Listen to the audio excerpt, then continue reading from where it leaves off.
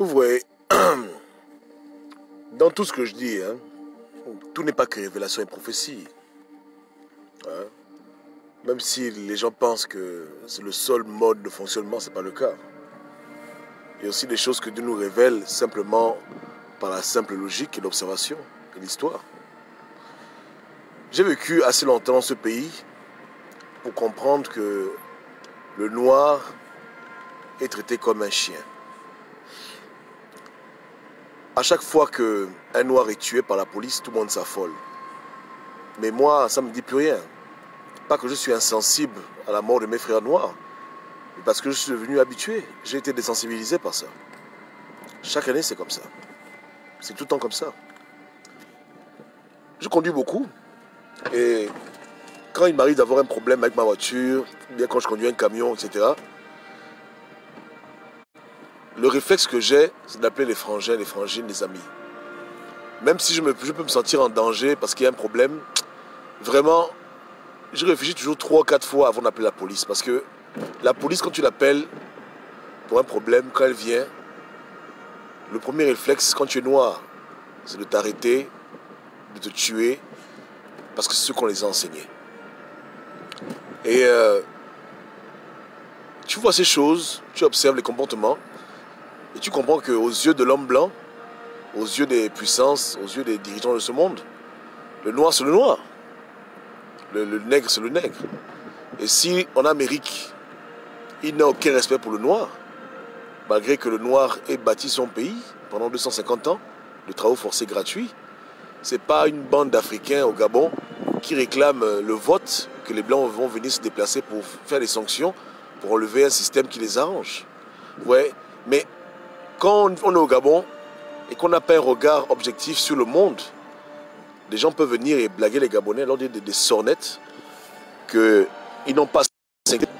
Ils auront le soutien de la communauté internationale, comme si, depuis que le monde a été créé, la communauté internationale a déjà défendu un nègre. Dites-moi un peu. C'est pas nouveau, hein.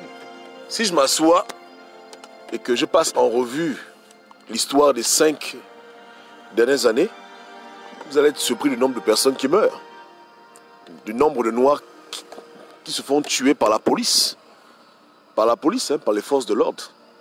Des gens qui sont en détention, qu'on retrouve morts le matin.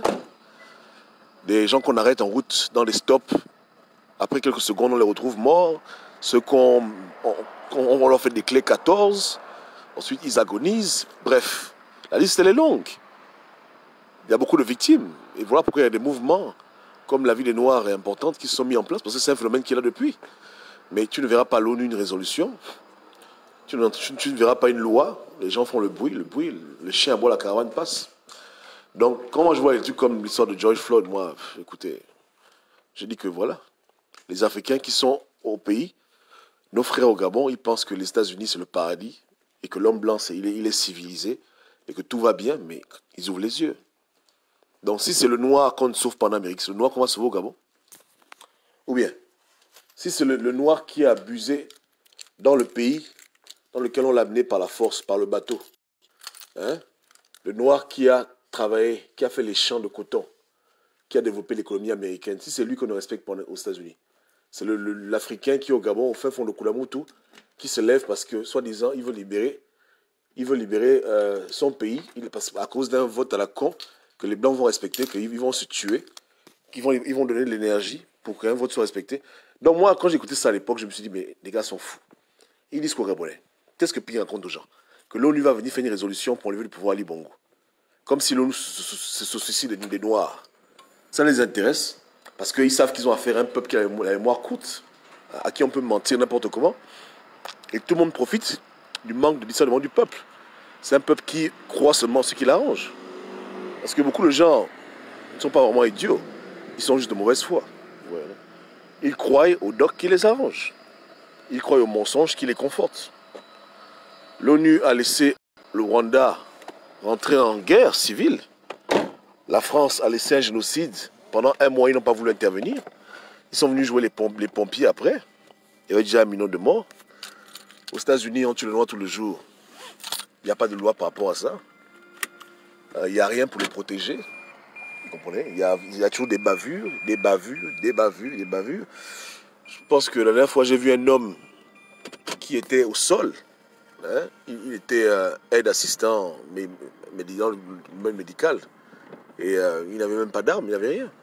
Il s'occupait d'un enfant handicapé, mais il a quand même reçu une balle. Il était par terre, mais le sniper, là, quand même une balle, il a aussi une balle à la cuisse, sans raison. Et quand on demande au policier pourquoi tu as tiré, il dit il ne sait pas pourquoi il a tiré. Non, il sait pourquoi il a tiré. Parce que c'est comme ça. L'homme noir, il faut le tuer. Et ça va loin après. Le trafic d'organes, parce que ça existe aussi ici. Souvent, le policier, on lui propose des grandes sommes d'argent pour amener les organes des Noirs, parce que les organes des Noirs sont les plus chers sur le marché d'organes. Les foies, les reins, etc. C'est ce qui se passe. Donc cette affaire de George Floyd, c'est triste pour lui, hein, mais ça doit nous aider à comprendre à qui on a affaire. Et on doit arrêter à l'avenir de jouer aux idiots, de jouer aux autruches.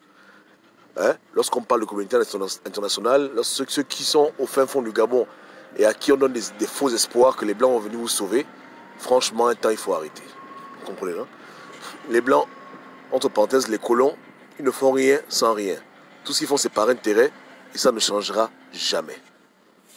Tant que les leaders seront corrompus, leurs pays vont toujours au pays de la même manière. S'ils le veulent, hein, à la seconde, toutes les personnes qui se font tuer par les policiers, il n'y aura plus de crime. Ils savent quoi faire pour empêcher qu'on tue des Noirs en route par des contrôles de police, par les policiers. Ils savent quoi faire. Ils peuvent le faire. Mais il n'y a aucune volonté politique d'arrêter le génocide des Noirs aux États-Unis par la police, par l'armée, etc. Aucune volonté. Ils ont la technologie, ils ont les moyens, ils ont l'intelligence, ils ont les cerveaux pour s'asseoir et dire bon, comment on fait pour arrêter le phénomène de tuerie des Noirs.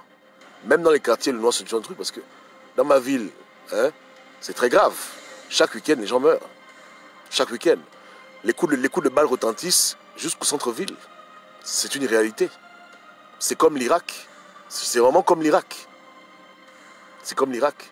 Donc, c'est pour vous dire combien de fois le processus pour détruire l'homme noir ne s'est jamais arrêté. Et que nous, en Afrique, lorsqu'on voit des pays qui sont devant, comme les États-Unis, la France, etc., on doit simplement voir comment ils traitent leurs propres habitants noirs pour comprendre, par dérivés, qu'on ne peut pas attendre grand-chose de ces gens-là. Que l'Afrique se libérera quand les gens auront compris que c'est à eux de faire le plus gros travail, mais avec intelligence, bien sûr. Il n'y a rien à attendre des gens qui sont incapables de protéger ton frère noir dans leur pays. Ils ne feront rien pour ton foutu pays. Parce qu'on parle de l'ONU, on parle vraiment du Conseil de sécurité. Les autres pays, ils font de la figuration, tu vois. Hein. Les autres pays, c'est n'importe quoi. Les pays qui décident, on les connaît tous. Hein. La France, la Chine, etc. Le Conseil de sécurité qui décide. Et ils n'ont rien à cirer, papa. C'est des pays qui n'ont jamais rien fait pour le noir. Au contraire, ils ont détruit l'homme noir. Depuis le commencement, ils ont bâti leur richesse sur la souffrance du noir. Mais les gens n'arrivent pas à comprendre ça. Et quand des gens comme Ping viennent mentir aux Gabonais, les gens ont gobé le mensonge. Mais après 4 ans, quel est le bilan? Ils vont souffrir encore un peu. Je me retire vendredi, mais d'ici là, quand même, je veux quand même dire les vérités. Vous voyez, non? La France a bâti sa richesse sur le commerce triangulaire avec la France-Afrique. Les États-Unis ont bâti leur richesse sur l'esclavage des Noirs et les travaux forcés non rémunérés pendant presque 200 ans, 250 ans. Les gens travaillent, on ne les paye pas, on les maltraite. Comment vous voulez que les pays-là soient pauvres? Donc ces pays-là ont toujours combattu le noir. Et aujourd'hui, entre policiers, il se passe le mot. Il se passe le mot. Une activiste, Sarah Blend, qui condamnait la maltraitance des policiers, entre parenthèses. On l'a arrêté parce qu'apparemment sa voiture avait un problème. On l'a arrêté parce qu'ils ont dit qu'elle a résisté. Bon, bref, est-ce que je connais leur thème technique? On l'a amenée en garde à vue et le matin on l'a retrouvée morte, comme quoi elle se serait suicidée. Une femme qui aimait la vie et qui défendait les droits de l'homme, elle s'est suicidée. Et jusqu'à présent, pas d'enquête. Un enfant de je crois, environ 17 ans, 16 ans, qui était au lycée, hein, et qui sortait avec la fille d'un policier.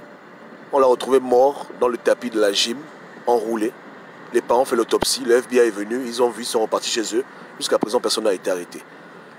Un médecin noir qui était marié à une blanche au Texas, il rentrait chez lui à la maison, il s'est arrêté à la station d'essence. La voiture a été retrouvée 2 jours plus tard et le corps, aucune trace, juste du sang. La police est venue investiguer l'affaire. Jusqu'à présent, les parents ne savent pas où est leur enfant. Il a seulement disparu. Bref. Et je parle des choses 2010, 2015, 2020. Là, les temps modernes. Je ne parle pas des histoires de l'époque de Martin Luther King Jr., les droits de l'homme, l'émancipation des Noirs. Je ne parle pas de ça. Je parle de ce qui se passe maintenant. Maintenant, ça se passe maintenant. Ça, c'est l'Amérique. La première démocratie au monde. Africain, vous n'avez aucun allié. On est seul dans cette bataille. On est seul. On est seul. Mais quand on laisse un peuple être dirigé par des gens ping et des mécas, mais des idiots pareils, des gens qui font le jeu des blancs, c'est que quelque part, on ne veut pas libérer l'Afrique. Et voilà pourquoi on tourne. Ouais, parce qu'ils sont là pour toujours nous induire en erreur. Hein? Ils vont à l'encontre de ce qui est logique et de ce qui est cohérent. Tu comprends? Non? Ils nous font croire des choses qu'on ne doit même plus croire. Parce que la vérité est sous nos yeux. Vous comprenez? La vérité est sous nos yeux. Mais bon, qu'est-ce qu'on peut attendre des esclaves? Des gens qui ont servi l'homme blanc et que l'homme blanc a rendu riche. Par reconnaissance pour les services, pour l'argent que l'homme blanc leur a donné, ils ne peuvent que jouer ce sale rôle, d'égarer tout un peuple jusqu'en 2023. Parce que c'est le but, non? Ils vont égarer les gens jusqu'en 2023. Ils ont parlé de CPI, Union Européenne, c'est bolé, on n'a rien vu. Ils vont continuer à mentir aux gens. Ça ne s'arrêtera pas. Vous comprenez? Que Dieu vous garde. Hein? Ciao, ciao.